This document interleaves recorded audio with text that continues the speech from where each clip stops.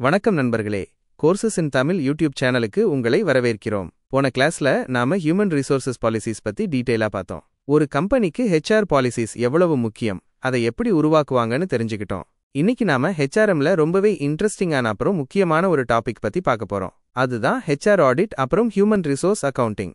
ஒரு கம்பெனில HR வேலைகள் எல்லாம் சரியா நடக்குதா, அதுக்கு எவ்வளவு செலவாகுதுன்னு தெரிஞ்சுக்கிறது எப்படின்னு இந்த கிளாஸ்ல பார்ப்போம். வாங்க கிளாஸ்க்கு போலாம்.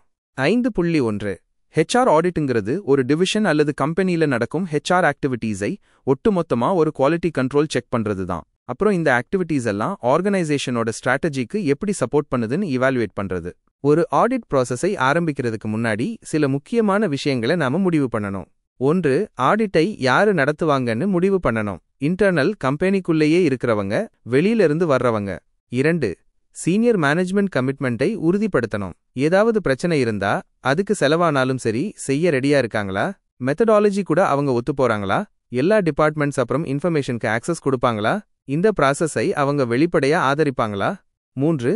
பாராமீட்டர்ஸை தெளிவா வரையறுக்கணும். யார ஆடிட் பண்ண போறோம், எதை ஆடிட் பண்ண விரும்புறோம், என்னென்ன ஆடிட் டூல்ஸை பயன்படுத்த போறோம், இந்த ப்ராசஸ் எப்படி ரோல் அவுட் செய்யப்படும், ரிசல்ட்ஸ் எப்படி ரிப்போர்ட் செய்யப்படும், யாருக்கு ரிசல்ட்ஸ் கிடைக்கும். 4. ஆடிட் ப்ராசஸை மேனேஜர்ஸுக்கு அறிமுகப்படுத்தணும். 5.2 human resource audit process HR audit நடைமுறை. HR ஆடிட் செய்யறதுக்கு சில ஸ்டெப்ஸ் இருக்கு. ஒன்னொன்னா பாப்போம். Step 1. Defining audit statements. Audit ஸ்டேட்மெண்ட்ஸை வரையறுத்தல். அது லீகல், ஃபங்க்ஷனல் அல்லது ஸ்ட்ராட்டஜிக் ஆடிட் தானான்னு முடிவு பண்ணணும். ஆடிட்டர் HR ஆடிட்ல எந்த ஏரியாவை ஆடிட் பண்ண விரும்புறாங்கன்னு முடிவு பண்ணணும். ஒவ்வொரு ஏரியாவோட எல்லா ஆஸ்பெக்ட்ஸையும் தீர்மானிக்கணும். Quality of life cycle, team based work system, அப்புறம் HRல மற்ற கண்டெம்பரரி இஷ்யூஸ் போன்ற ஏரியாஸ் எல்லாம் கணக்கில் எடுத்துக்கொள்ளப்பட வேண்டும். ஸ்டெப் 2. Accessing current practices. தற்போதைய நடைமுறைகளை அணுகுதல். இது ரொம்பவே ஆப்ஜெக்டிவா இருக்கும். தற்போதைய பாலிசிஸ் அப்புறம் ப்ரொசீஜர்ஸ், எம்ப்ளாயி சர்வேஸ், முக்கிய கஸ்டமர்ஸ் கூட interviews, human resource information system, regulatory டிபார்ட்மெண்ட்ஸ்க்கு அனுப்பப்பட்ட ரிப்போர்ட்ஸ், ஸ்டாட்டிஸ்டிக்ஸ் போன்றவைகளிலிருந்து டேட்டா அப்புறம் இன்ஃபர்மேஷனை சேகரிக்கணும். ஸ்டெப் 3. Analysis of results. முடிவுகளை பகுப்பாய்வு செய்தல். அனாலிசிஸோட நோக்கம் HR ஃபங்க்ஷனோட எஃபெக்டிவ்னஸை இம்ப்ரூவ் பண்றதுக்கு பாசிட்டிவ் ஆக்ஷன் ஸ்டெப்ஸ் எடுக்க, ஸ்ட்ரென்த் ஏரியாஸ் அப்புறம் ஆப்பர்ச்சுனிட்டிஸ் ஃபார் இம்ப்ரூவ்மெண்ட்டை வரிசைப்படுத்துறது தான். வெவ்வேறு இண்டிசீஸ், ரேஷியோவை ஆராயறது, ஸ்ட்ரென்த் அப்புறம் வீக்னஸ் பாயிண்ட்ஸை கண்டுபிடிக்கிறது, அப்புறம் இம்ப்ரூவ்மெண்ட்ஸ்க்கான ஆப்பர்ச்சுனிட்டியை கண்டறிவது. அனலைஸ் செய்ய வேண்டிய ரேஷியோஸ் என்னென்னா, டர்ன் ஓவர் ரேட், வேலையை விட்டு போறவங்க விகிதம், ஜாப் அட்டெண்டன்ஸ் ரேட், வேலைக்கு வர்றவங்க விகிதம், ஓவர் டைம் ரேட், கூடுதல் வேலை நேரம் விகிதம், பொசிஷன் வேகன்சி ரேட், பணியிட காலியிட விகிதம், எரர்/ஸ்கிராப் ரேட், தவறு சேதாரம் விகிதம், ட்ரெய்னிங் அண்ட் டெவலப்மெண்ட் ரேட், பயிற்சி மற்றும் மேம்பாட்டு விகிதம், கிரீவன்ஸ் ரேட், குறை தீர்க்கும் விகிதம். Step 4. Preparing audit report. Audit ரிப்போர்ட்டை தயாரித்தல். Table of contents, preface, objectives, methodology, scope அப்புறம் பயன்படுத்தப்பட்ட டெக்னிக்ஸ் பற்றிய ஸ்டேட்மெண்ட், டேட்டா அப்புறம் இன்ஃபர்மேஷனோட தெளிவான அப்புறம் ஆழமான அனாலிசிஸ் ஏரியா வைஸாக கொடுக்கப்பட வேண்டும். 5.3 பெனிஃபிட்ஸ் ஆஃப் HR ஆடிட். ஒரு HR பிசினஸ் பிளானை உருவாக்க இது உதவும். அதாவது HR துறை எப்படி செயல்படணும்னு ஒரு தெளிவான திட்டத்தை வகுக்க முடியும். HR ஒர்க் ப்ராசஸஸை ஸ்ட்ரீம்லைன் செய்ய உதவும். தேவையில்லாத வேலைகளை குறைச்சு வேலைகளை இன்னும் சுலபமா ஆக்கலாம். பயன்படுத்த சுலபமான HR சிஸ்டம்ஸை உருவாக்கலாம். User friendly HR systems personnel department ஆர்கனைசேஷனுக்கு என்னென்ன பங்களிப்பை கொடுக்குதுன்னு அடையாளம் காண முடியும். பர்சனல் டிபார்ட்மெண்டோட ப்ரொஃபஷனல் இமேஜை இம்ப்ரூவ் பண்ணும். பர்சனல் டிபார்ட்மெண்ட்ல இருக்கிறவங்க கிட்ட அதிக ரெஸ்பான்சிபிலிட்டியையும் ப்ரொஃபஷனலிசமையும் ஊக்குவிக்கும். பர்சனல் டிபார்ட்மெண்டோட டியூட்டிஸ் அப்புறம் ரெஸ்பான்சிபிலிட்டிஸை தெளிவுபடுத்தும். முக்கியமான பர்சனல் ப்ராப்ளம்ஸை கண்டறிய உதவும். 5.4 ஹியூமன் ரிசோர்ஸ் அக்கவுண்டிங். மனிதவள கணக்கியல். ஹியூமன் ரிசோர்ஸ் அக்கவுண்டிங் HRA என்னன்னு பார்ப்போம்.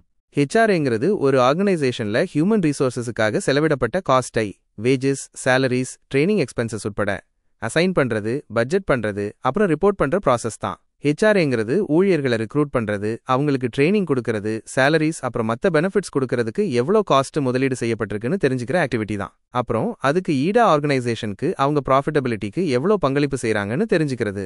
American accounting society committee on HRA என்ன சொல்றாங்கன்னா, ஹியூமன் ரிசோர்ஸ் அக்கவுண்டிங்கிறது ஹியூமன் ரிசோர்சஸ் பற்றிய டேட்டாவை அடையாளம் கண்டு அளந்து அப்புறம் இந்த இன்ஃபர்மேஷனை சம்பந்தப்பட்ட பார்ட்டிஸ்க்கு கம்யூனிகேட் பண்ற ப்ராசஸ் தான். அட்வான்டேஜ், நன்மைகள். HR அக்கவுண்டிங்கோட முக்கிய நன்மைகள் என்னன்னா, இது நிச்சயமற்ற தன்மையையும் மாற்றத்தையும் சரி செய்யும்.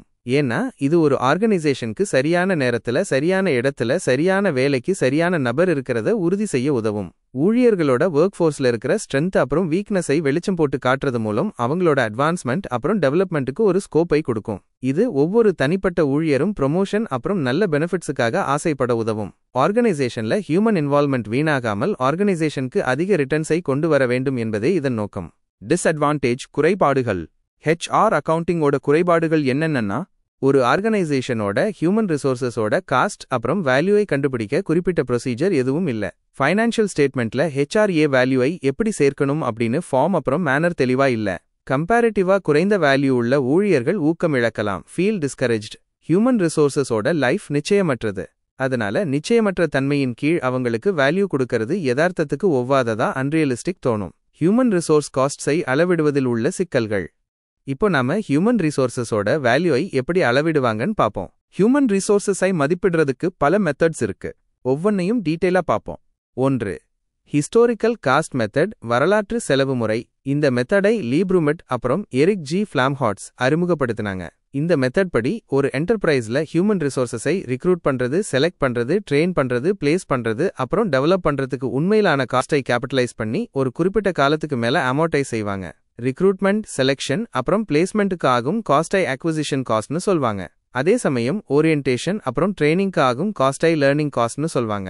2. ரிப்ளேஸ்மெண்ட் காஸ்ட் மெத்தட், மாற்று செலவு முறை. இந்த மெத்தடை ரெனிஸ் லைக்கர்ட் அப்புறம் எரிக் ஜி ஃபிளாம்ஹார்ட்ஸ் அறிமுகப்படுத்தினாங்க.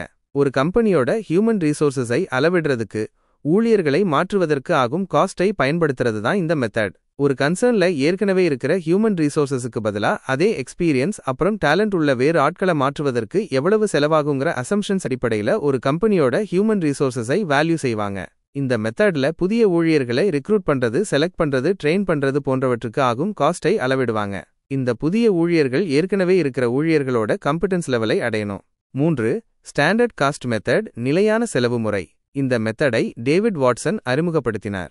இந்த மெத்தட் ஒவ்வொரு கிரேட் ஊழியருக்கும் ஒரு ஸ்டாண்டர்ட் காஸ்டை நிர்ணயிக்கும். இது ஒவ்வொரு வருஷமும் அப்டேட் செய்யப்படும். ரிப்ளேஸ்மெண்ட் காஸ்டை பயன்படுத்தி ரிக்ரூட்மெண்ட், ட்ரெயினிங் அப்புறம் டெவலப்பிங் இண்டிவிஜுவல்ஸ்க்கான ஸ்டாண்டர்ட் காஸ்டை உருவாக்க முடியும். இந்த ஸ்டாண்டர்ட்ஸை பயன்படுத்தி ஆக்சுவல் ரிசல்ட்ஸை பிளான் ரிசல்ட்ஸ் கூட ஒப்பிட்டு பார்க்கலாம். 4. ஆப்பர்ச்சுனிட்டி காஸ்ட் மெத்தட், வாய்ப்பு செலவு முறை. இந்த மெத்தடை முதலில் ஹெக்கிமியன் அப்புறம் ஜோன்ஸ் பரிந்துரைத்தனர். ஆப்பர்ச்சுனிட்டி காஸ்ட்ங்கிறது ஹியூமன் ரிசோர்சஸ்க்கு செலவிடப்பட்ட பணம் வேறு ஏதாவது ஒரு விஷயத்துக்கு செலவிடப்பட்டிருந்தால் அதிலிருந்து எவ்வளவு ரிட்டர்ன்ஸ் கிடைத்திருக்கும்னு ஒரு கால்குலேஷன் பண்றதுதான். 5. பிரசன்ட் வேல்யூ மெத்தட், நிகழ்கால மதிப்பு முறை. இது லெவ் அப்புறம் ஷ்வார்ட்ஸ் மாடல்னு சொல்வாங்க. இந்த மெத்தட்ல வெவ்வேறு கிரேட்ஸ்ல உள்ள ஊழியர்களின் ஃபியூச்சர் ஏர்னிங்ஸ், எதிர்கால வருமானம் அவங்க ரிட்டையர்மெண்ட் ஏஜ் வரைக்கும் எஸ்டிமேட் செய்யப்பட்டு அதோட பிரசன்ட் வேல்யூவை பெற காஸ்ட் ஆஃப் கேபிட்டல் விகிதத்தில் டிஸ்கவுண்ட் செய்யப்படும். 6. அன்பர்ச்சேஸ்ட் குட்வில் மாடல், வாங்கப்படாத நற்பெயர் மாதிரி. இந்த மெத்தடை ரோஜர் ஹெச் ஹெர்மன்சன் அறிமுகப்படுத்தினார். அன்பர்ச்சேஸ்ட் குட்வில் மெத்தடங்கிறது ஒரு பிசினஸ் தன்னோட ரீசோர்சஸ்ல ஒரு குறிப்பிட்ட நார்மல் ரேட் ஆஃப் ரிட்டர்னை பெறும்னு அசியூம் பண்ணிக்குது. ஒருவேளை ஆக்சுவல் ஏர்னிங் இந்த நார்மல் ரேட்டை விட அதிகமாக இருந்தா அது சூப்பர் ப்ராஃபிட்னு சொல்லப்படும். இந்த சூப்பர் ப்ராஃபிட்டை கேபிட்டலைஸ் பண்ணும்போது அது ஹியூமன் ரிசோர்சஸோட வேல்யூவாக மாறும். 7. அட்ஜஸ்டட் டிஸ்கவுண்டட் ஃபியூச்சர் வேஜ், சரிசெய்யப்பட்ட தள்ளுபடி செய்யப்பட்ட எதிர்கால ஊதியம். இந்த மாடல் ஒரு ஊழியரோட சாலரிக்கும் ஆர்கனைசேஷனுக்கு அவரோட வேல்யூக்கும் ஒரு ரிலேஷன்ஷிப் ஏற்படுத்த முடியுங்கிற அசம்ஷன் அடிப்படையில இருக்கு. இதுல அடுத்த 5 ஆண்டுகளுக்கு ஒவ்வொரு வருஷத்துக்கும் ஃபியூச்சர்ல வரப்போகும் டிஸ்கவுண்டட் வேஜஸோட பிரசன்ட் வேல்யூ கணக்கிடப்படும். இந்த பிரசன்ட் வேல்யூ எஃபிஷியன்சி ரேஷியோவால் மேலும் சரி செய்யப்படும். அட்ஜஸ்டட். 8. சர்டன்டி ஈக்விட்டி மாடல், நிச்சயத்தன்மை பங்கு மாதிரி. இந்த அப்ரோச்சை பெகின் ஓகன் அறிமுகப்படுத்தினார். இந்த அப்ரோச் படி ஹியூமன் ரிசோர்சஸோட வேல்யூவை தீர்மானிக்கும்போது ஃபியூச்சர்ல கிடைக்கும் நெட் பெனிஃபிட்ஸ் எவ்வளவு நிச்சயமா கிடைக்குங்கிறதையும் கணக்கில் எடுத்துக்கணும். ஒவ்வொரு ஊழியரிடமிருந்தும் கிடைக்கும் நெட் பெனிஃபிட்ஸ் எவ்வளவு சர்டன்டி ஃபேக்டர்ல கிடைக்கும். எல்லா ஊழியர்களிடமிருந்தும் கிடைக்கும் நெட் பெனிஃபிட்ஸை அவங்களோட சர்டன்டி ஃபேக்டரால் பெருக்கும்போது சர்டன்டி ஈக்விவலன்ட் நெட் பெனிஃபிட்ஸ் கிடைக்கும். 9. ஆசெட் மல்டிப்ளையர் மெத்தட், சொத்து பெருக்கி முறை. இந்த மெத்தடை W.J. ஜைல்ஸ் அப்புறம் J. ராபின்சன் அறிமுகப்படுத்தினர். இந்த மெத்தட ஒரு குறிப்பிட்ட பாயிண்ட் ஆஃப் டைம்ல ஒரு தனிநபருக்கான காஸ்ட்டுக்கும் ஆர்கனைசேஷனுக்கு அவரோட வேல்யூக்கும் நேரடியான ரிலேஷன்ஷிப் இல்லைங்கிற அசம்ஷன் அடிப்படையில இருக்கு. இந்த மெத்தடல ஆர்கனைசேஷன் ஊழியர்களை 4 கேட்டகரிஸியா பிரிக்குது. Top management, middle management, supervisory management அப்புறம் ஆபரேட்டிவ் அல்லது clerical employees. 10. Flamholtz stochastic rewards valuation model, ஃப்ளாம்ஹோல்ஸின் ஸ்டோகாஸ்டிக் வெகுமதி மதிப்பீட்டு மாதிரி. ஸ்டோகாஸ்டிக் ப்ராசஸ்ங்கிறது ஒரு தனிநபர் தன்னோட சேவை காலத்துல ஆர்கனைசேஷனல் ரோல்ஸ்ல முன்னேற ப்ராக்ரஸை குறிக்கும். இந்த மாடல் ஒரு தனிநபரின் கண்டிஷனல் வேல்யூ அப்புறம் எக்ஸ்பெக்டட் ரியலைசபிள் வேல்யூவை நேரடியாக அளவிடும். இந்த மாடல் ஒரு தனிநபர் ஆர்கனைசேஷன்ல வெவ்வேறு ரோல்ஸை எடுக்கும்போது வேல்யூவை உருவாக்குவார்னு அசியூம் பண்ணிக்குது. 11 மேனேஜ்மெண்ட் பை ஆப்ஜெக்டிவ் MBO நோக்கத்தின் மூலம் மேலாண்மை. பீட்டர் எஃப் ட்ரக்கர் கூற்றுப்படி மேனேஜ்மெண்ட்ல மெஷர்மெண்ட் ரொம்ப முக்கியமான ஒரு ஆஸ்பெக்ட். ஆனா human resource management feelings, attitudes, job satisfaction போன்ற குவாலிட்டேட்டிவ் வேரியபிள்ஸ்னால மெஷர்மெண்ட்ல பலவீனமா இருக்கு. எக்ஸ்பர்ட்ஸ் ஹியூமன் ரிசோர்ஸஸோட குவாலிட்டேட்டிவ் வேரியபிள்ஸை அளவிட MBO-ஐ பயன்படுத்த பரிந்துரைத்திருக்காங்க. உதாரணம், ஒரு யூனிட் ப்ரொடக்ஷன் அல்லது சர்வீஸ்க்கு ஆகும் எம்ப்ளாயி காஸ்ட்ஸை பேஸ் இயர்ல வச்சு அதை ஃபிக்ஸ்ட் அப்புறம் செமி வேரியபிள் காஸ்ட்ல ஒரு பெர்சன்டேஜாக இண்டெக்ஸ் பண்ணலாம். 12 ரேஷியோ அனாலிசிஸ் விகித பகுப்பாய்வு. இந்த அப்ரோச்ல பர்சனல் ஃபங்க்ஷனை பற்றிய முக்கியமான பர்ஃபார்மன்ஸ் இண்டிகேட்டர்ஸ் பயன்படுத்தப்படும். 13 ஹியூமன் ரிசோர்சஸ் ப்ரொடக்டிவிட்டி மனிதவள உற்பத்தி திறன்.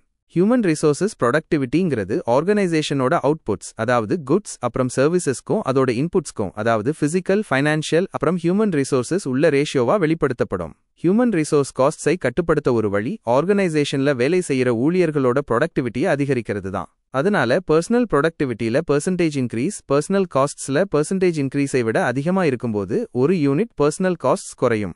14 human resources reports and budget மனிதவள அறிக்கைகள் மற்றும் budget. Personal reports manpower utilisation பத்தி பயனுள்ள தகவல்களை கொடுக்கும்.